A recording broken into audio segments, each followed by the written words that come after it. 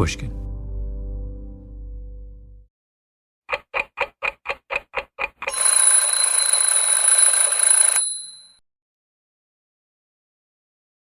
It's 8 o'clock in the morning on a Saturday. A little chilly. Deep in downtown Manhattan. Streets are empty.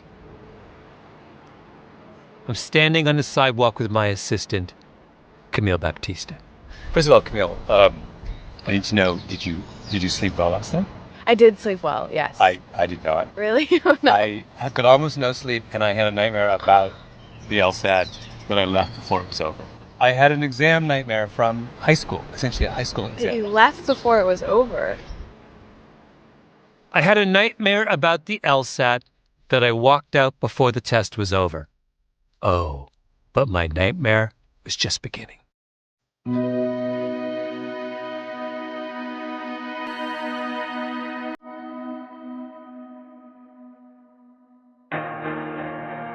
This is Malcolm Gladwell. I'm back with Season 4 of Revisionist History, my podcast about things overlooked and misunderstood.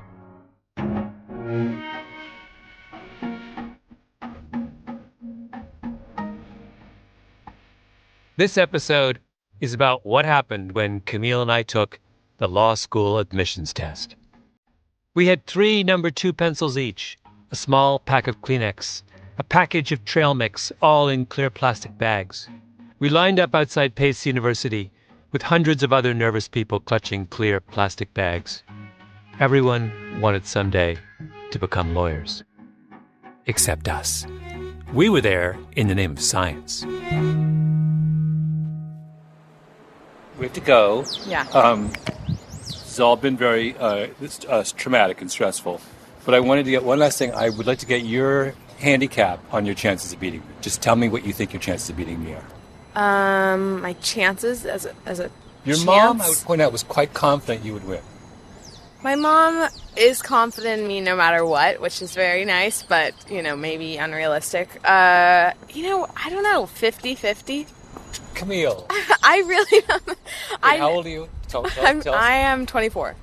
Okay, I won't even tell you how old I am, but it is a large multiple of your age. I know, but I don't think it has to do with age. I think it has to do with reading ability. And you read nonstop 24 hours a day. I've been in cognitive decline for 30 years. It's all going to be exposed. All right, we're off. We gotta go. I got the idea of taking the LSAT from a man named William Andersen. I read a paper that he wrote. It was on my favorite website, SSRN, which is where academics from around the world post their papers and they get ranked. If you're a regular listener to this podcast, you'll know how genius I think SSRN is. Anyway, this paper was called The LSAT, Law School Exams and Meritocracy, the surprising and under-theorized role of test-taking speed. Anything with the words surprising and under-theorized in the title, of course, is going to be catnip for me. So I read it. Then I read it again. Then I had to meet him. So just a little bit of background here. I didn't go to law school until I was 35. And so I had a whole career before then. What were you doing before you became a lawyer? I was a firefighter paramedic. I was a union rep for a suburban Cleveland fire department. I did that for 9 years. And as I kid people, and remember I'm kidding, as I went to law school because of those bastard management attorneys. Henderson goes to law school. After that, he gets a clerkship with a judge. And one day, he's in the shower and a thought occurs to him. Wait, what was the aha in the shower? The specific aha was what? Was, my God, the 2 most time-pressured things I've ever done in my life is taking the LSAT and these damn law school exams. He had been a firefighter paramedic. He had raced through the streets of Cleveland to save people on the brink of death. And the most time pressure he'd ever felt was taking the LSAT to get into law school and then taking the exams once he got there. I can remember taking Cass Sunstein's elements exam my first year of law school. It was a 2-hour exam. Cass Sunstein used to teach at the University of Chicago, which is where Henderson went to law school. He's a genius. He asks the kind of questions that you can spend months, years thinking about. But his exam? 2 hours. That's all you got. The proctor said time, and everybody dropped their pencils, and there was this huge ugh. Everybody was like groaning that they didn't get more time to keep on working on Cass Sunstein's element exam. It was like 90 people who all dropped their pencil, and they're all exclaiming the desire for more time. That was a memorable experience. Now, I'm sure this is obvious to you, particularly if you're an American. You've been tested 1,000 times in your life. SAT, ACT, GRE, on. And every one of those standardized tests doesn't just test whether you can answer the question correctly. They test how quickly you can answer the question correctly. But I'm a Canadian. I've never taken a standardized test in my life. And as an outsider, I have to say, the whole system seems really weird. Why is quicker better? The LSAT is Exhibit A. It's the single most important thing that determines where you go to law school. Nothing else comes close. And what is it? It's around 125 questions divided among 5 sections. Analytical reasoning, reading comprehension, 2 sections on dissecting an argument, and 1 experimental section. Everything's multiple choice. You mark your answers with a pencil by filling in little bubbles on an answer sheet, like an IBM punch card. A perfect score is 180, and if you're a super go-getter, you cannot score below 175, because then you can't get into Harvard, and if you can't get into Harvard, you're never going to get an offer from a big law firm or get a Supreme Court clerkship. Your life is over. Everything, the country club, the BMW, the multiple cases of 2,000 Chateau Lafite Rothschild, it hinges on those 5 sections. And how long do you get to spend on each of those 5 sections? 35 minutes. Not 40, not 50, not 55. And if you finish up one section early, you don't get to add that time to the next section. When we decide who is smart enough to be a lawyer, we use a stopwatch. So that was William Henderson's question. What does putting that 35-minute time limit on a cognitive test like the LSAT do? So I said to Camille, let's find out. And because we're both super competitive, the whole thing got very involved. The first thing I would like to do is to understand on a very, very granular level what time pressure means for the way people take the test, the strategies they use, the kinds of mistakes they make. Everyone told me that there was no way I could do well on the LSAT without getting some coaching. So I went to one of the top new educational technology startups in America, a company in New York called Noodle, started by John Katzman, who, before this, was one of the founders of the famous Princeton Review test prep company. I sat down with Katzman and 2 of his top people in a big loft building on Union Square in Manhattan. Katzman, Fritz Stewart, and Dan Edmonds. No, but I am very anxious. Other than pride.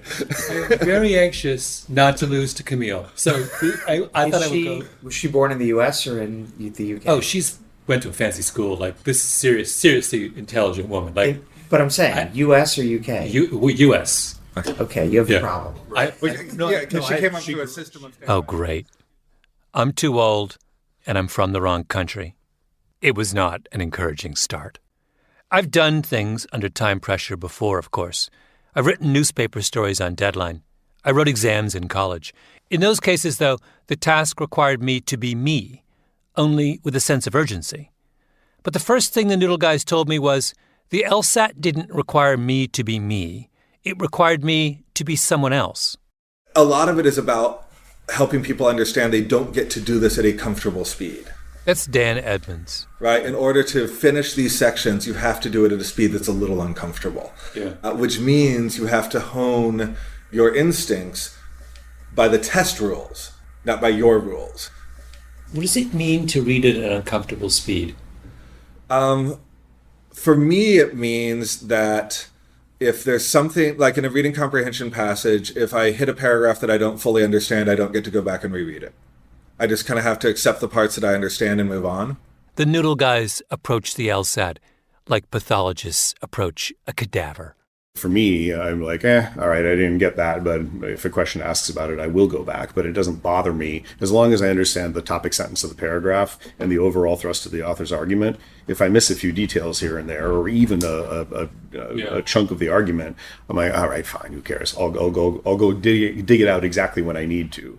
Wait, it's okay to miss a chunk of the argument? So I don't even aim for a level of what we would normally call comprehension in my first read. I am out to process the information, not understand it. I don't get any points for understanding it. I get points for bubbling in the right question. I imagine that when you read, there are lots of moments where you sort of, oh, that's an interesting point, and you sort of pause and you think and you let your mind meander a little bit. There's no meander time on the LSAT. There's no digression time.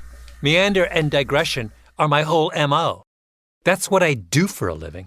Where do you think this podcast comes from? So then John Katzman gave me a sample question. What I would have you do is read this, and then for each of these questions, tell me the two stupidest answers. Two stupidest? Yes. Okay. The two answer choices that you know are wrong. Whoa. This is one. That's what I'm saying. You can't read this on a podcast. No, I can't. The passage was 600 words. It seemed longer. I've just been told that I don't need to understand it. I don't need to comprehend it. It's okay if I miss chunks of it. In other words, I'm supposed to read it without reading it. And as I sit there, puzzling about this, the three of them debate right in front of me how long this reading without reading should take. John said a minute. Fritz said 3, tops. Dan said, it depends on the person who's reading. The only thing they all agreed on was that I had to hurry. Fly, get the bones of the argument, and now feel free to spend the time on the question itself. And again, all you're trying to do is tell me the two worst answers. Two worst answers. Why don't you time me on your phone? Sure. Just so, this is on page 142. Ready? All ready? Yep. Go. Okay. I read it out loud because I thought maybe that would help. Researcher. People who participate in opinion surveys often give answers they believe the opinion surveyor wants to hear. And it's for this reason that some opinion surveys do not reflect the actual views of those being surveyed. However, in well-constructed surveys, the questions are worded so as to provide respondents with no indication of which answers the surveyor might expect. After the passage, there were multiple sets of questions to test my understanding of what I had just not read. There were pages of them. So if a survey is well constructed, survey respondents' desire to meet surveyors' expectations has no effect on the survey's results. The reasoning in the researcher's argument is questionable in that the argument overlooks the possibility that. Then I'm going to say A and B are...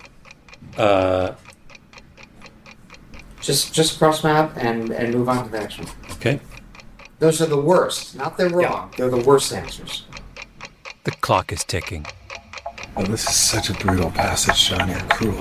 Jesus. Bananas. What am I at, time-wise? This is what they meant when they talked about uncomfortable reading. I was being forced into a kind of altered, frenzied state. The word they used was breathless. You should be a little breathless, they said. I was breathless. I kept asking, how much time has passed? They'd tell me. My heart would accelerate. I started to panic. Okay. I have no idea what I did. Great. Timing on that, 7 minutes 20. So this section is how long? In minutes? 35 minutes. 35 minutes. And we just did 1, 2, 3, 4, 5, 6, 7 questions. You would have had, say, 10 minutes. Mm-hmm. Yeah. But I haven't picked any right answers yet. But you've done all the hard work. And that was 4.5? 7.5. 7.5. 7:20. So you're tight. Oh man, I'm toast. But no, you're not toast. Oh, I'm toast. We did another question. I was convinced the answer was B. It was C. I could feel Harvard slipping away. Great. Thank you. What do you guys think my odds are of beating Camille? Do you want the honest answer? Or I want the honest answer. I think you're in real trouble, buddy. She's got the advantage. On the day of the LSAT, I sat in a little classroom in one of those fixed half desks that I last had in grade school. We got our test packets. I raced through reading comprehension with time to spare. Sections 2 and 3, I was right up against the deadline. Then came analytical reasoning, logic games. And I looked at the questions and what I had to figure out and realized that there was just no way I was going to finish in 35 minutes. I needed to slow down, and I wasn't allowed to slow down. I glanced behind me, and there was Camille with like a death stare in her eyes, ruthlessly dispatching question after question. Then I looked around some more and saw all these kids half my age, beavering away, full of purpose, because all you Americans apparently accept as gospel this idea that the smart person is not the person who gets the right answer. The smart person is the person who gets the right answer the quickest. Mercifully, it ended. At 1:30, Camille and I stumbled outside into the sunshine, clutching our plastic baggies. Our producer, Jacob Smith, was waiting. We had no idea so many people wanted to be lawyers. First of all, that was a shock. Camille cheated because she packed we had to have these plastic bags. She packed my plastic bag for me, but she gave herself like apples and like really, really nutritious snacks. And I got... Gave you trail mix, which is the same thing. So you had fresh fruit and Malcolm had... Malcolm had trail mix from CVS, but who sharpened all your pencils, Malcolm, and packed you little tissues in case your nose runs? Or... Okay, now after both taking it, what's your honest opinion? Who do you think did better? Oh, I think Camille did. I did so poorly. I was fine, and I got really cocky, and then I hit the logic games, and basically I think I got 0 right. I had no idea what to do. I sat there, and I was like in a state of complete panic. I was untested until this moment. Now I have been tested. America has taken its measure of me, and it's pretty humbling experience. Why do Americans do this to themselves?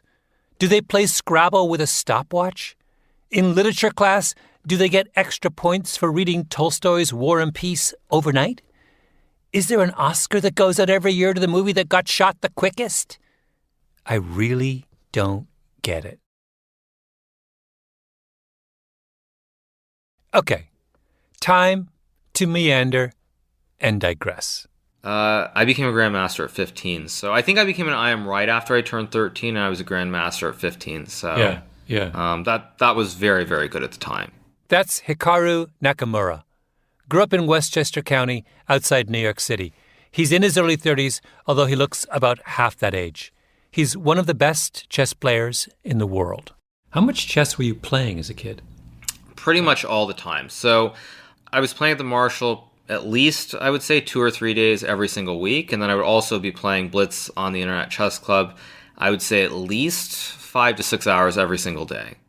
Years ago, I met Magnus Carlsen, who is the greatest chess player in the world.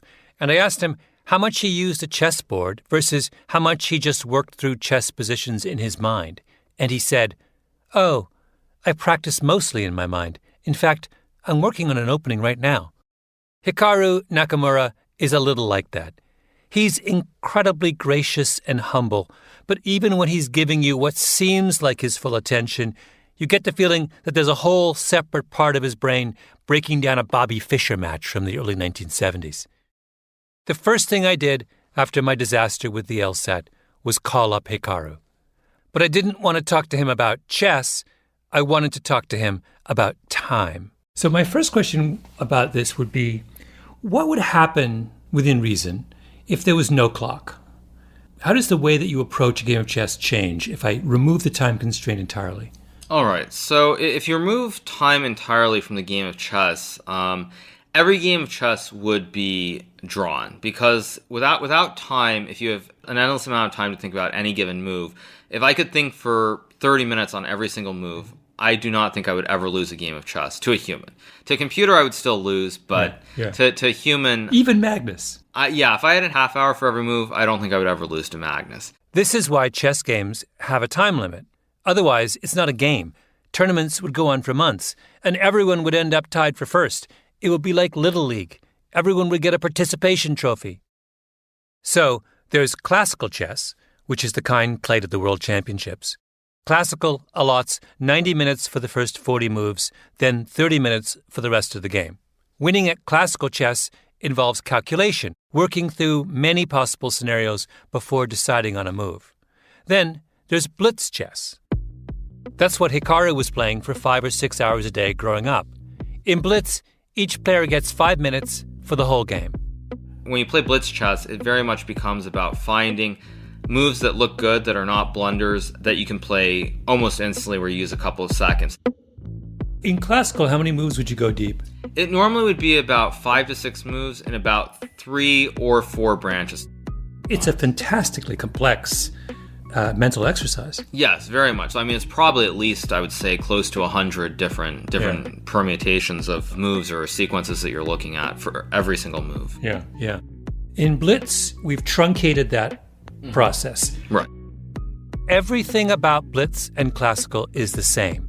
Same pieces, same board, same players, same choreographed openings. But the time limits are different. And what happens when you tinker with the time limit? You get a completely different set of results. At classical chess, Magnus Carlsen is number 1. He's also number 1 at blitz, because he's a genius. Hikaru, right now, is 11th in the classical rankings. But at blitz, he's number 2 in the world. Why? Because he's really, really good at the rapid pattern recognition that's necessary for blitz, and he's not quite as good at the complex calculation that's necessary for classical. Now, who's a good example of the opposite? Fabiano. Fabiano Caruana is... Actually, he's probably the best example. I can't even think of anyone else who is that much better at classical chess than they are at blitz and rapid. Why do you think he's not good at blitz and rapid? I think with Fabiano, it's the other way. He's very, very good at calculations. So when he gets positions, he's very good at calculating and understanding what the possibilities are with more time. Whereas when he doesn't have time to calculate the long sequences all the way through, his intuition has to take over, and his intuition and natural feel are not as good as everyone else. Fabiano is a tortoise, slow and steady. Hikaru is a hare, ears back, speedy.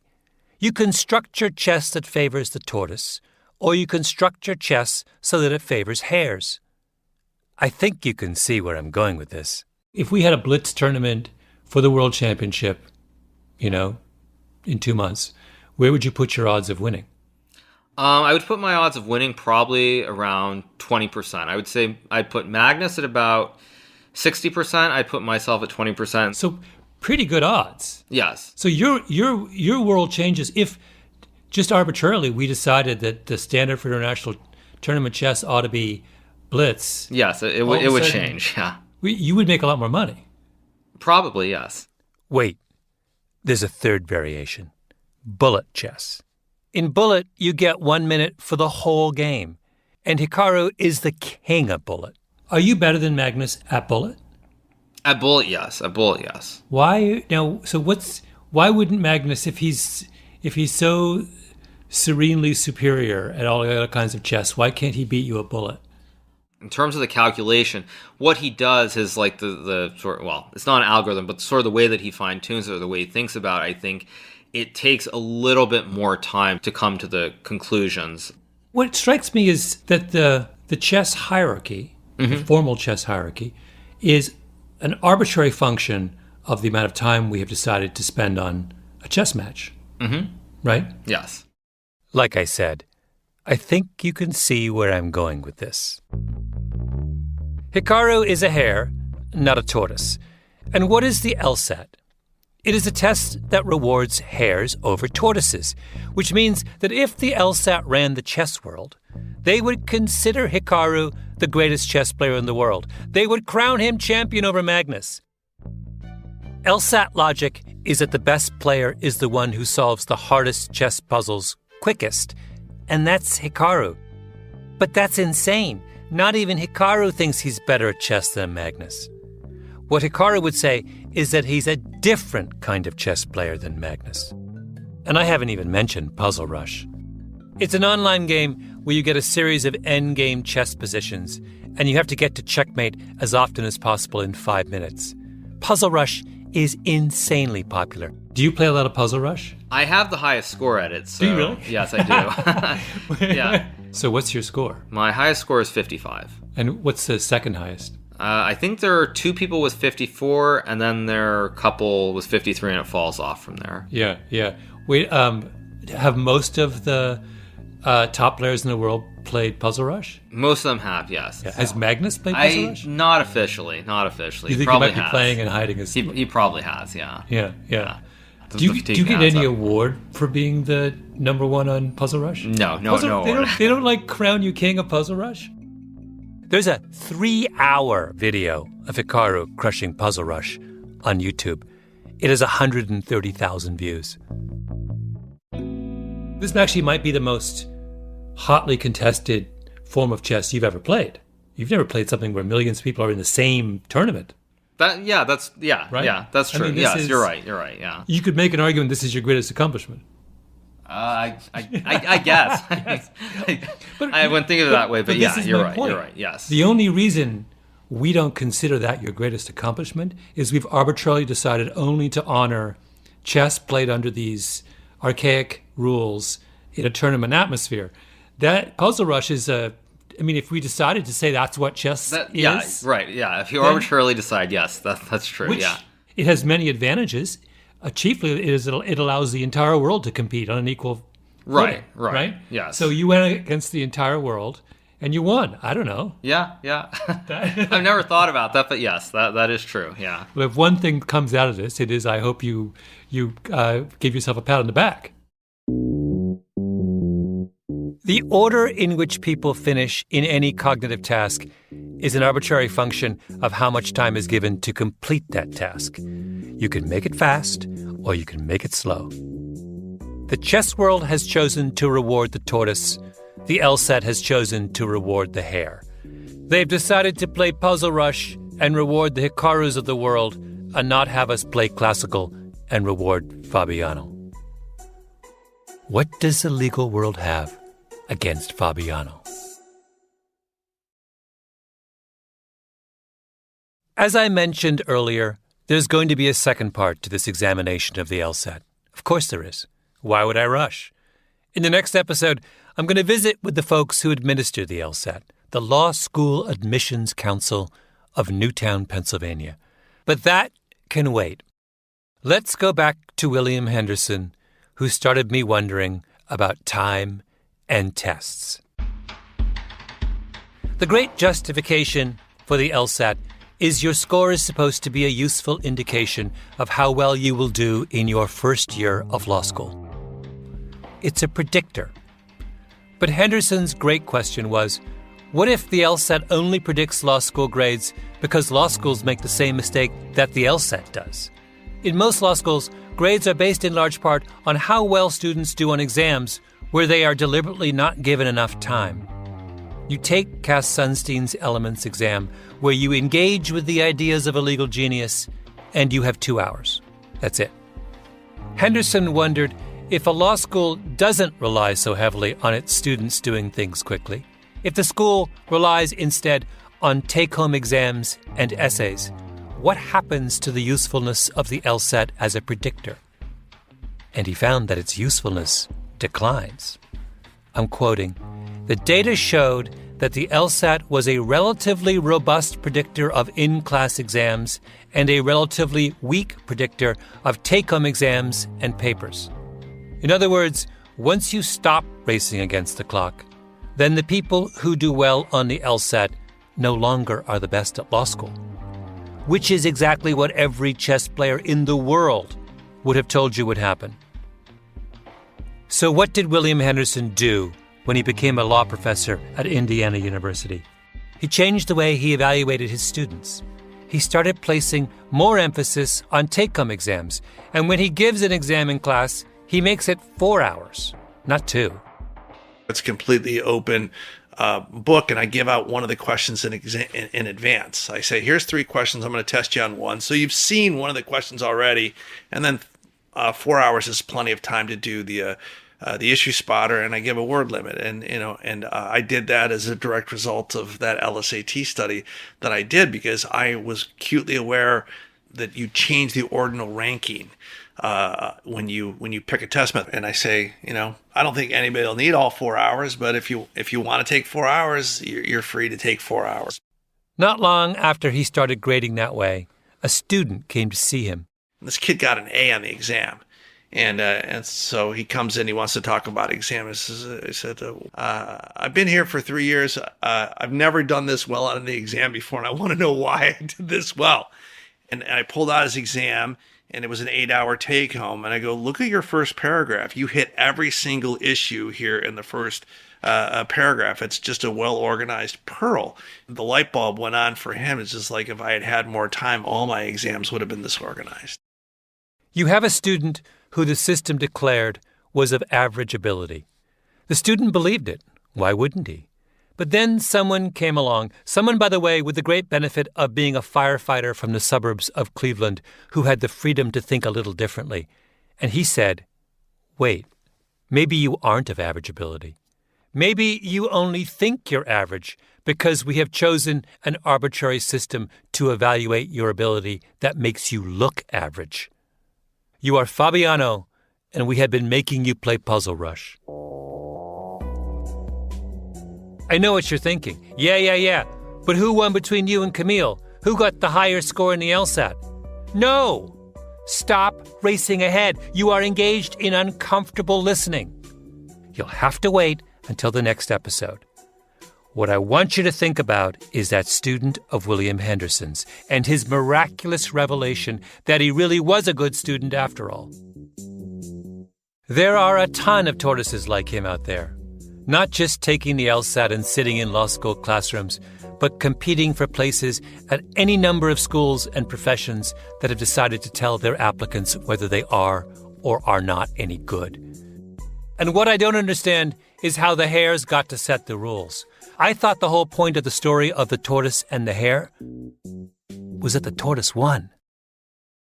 Clearly, the kind of person who is most disadvantaged by this system is the tortoise. I realized after my experience with the noodle guys and my time with Hikaru that I'm on the side of the tortoise. I feel for the tortoise. I might be a tortoise. I come from tortoises. And we've all met tortoises in our lives. Yeah. Who will not... My mother is a little bit of a tortoise. She will not be rushed under any circumstances. She does not make mistakes. She goes over things 5 times to make sure that they're perfect. Yeah. She is ideal for a certain kind of work. She'd have a problem with the LSAT. She would say, why are you rushing me? And she would, and she wouldn't finish. And she would never guess. She can't guess. She's incapable of guessing. So my mom could never... The profession is putting up a barrier to my mom. You put a stopwatch on thinking. Whatever. You rigged a system so Camille wins. Fine. But when you go after the Gladwells, then it's personal.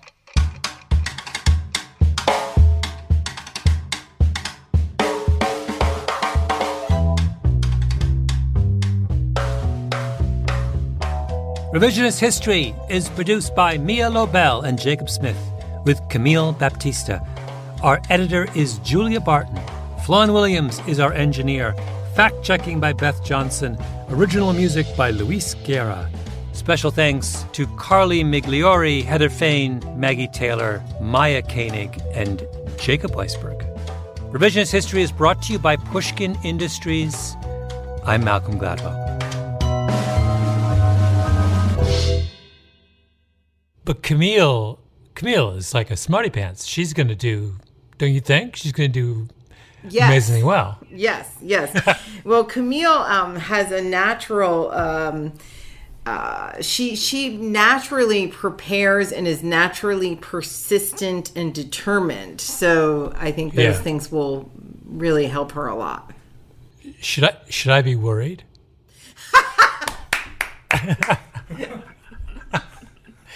I think you should be worried. I think you should be worried. Yep.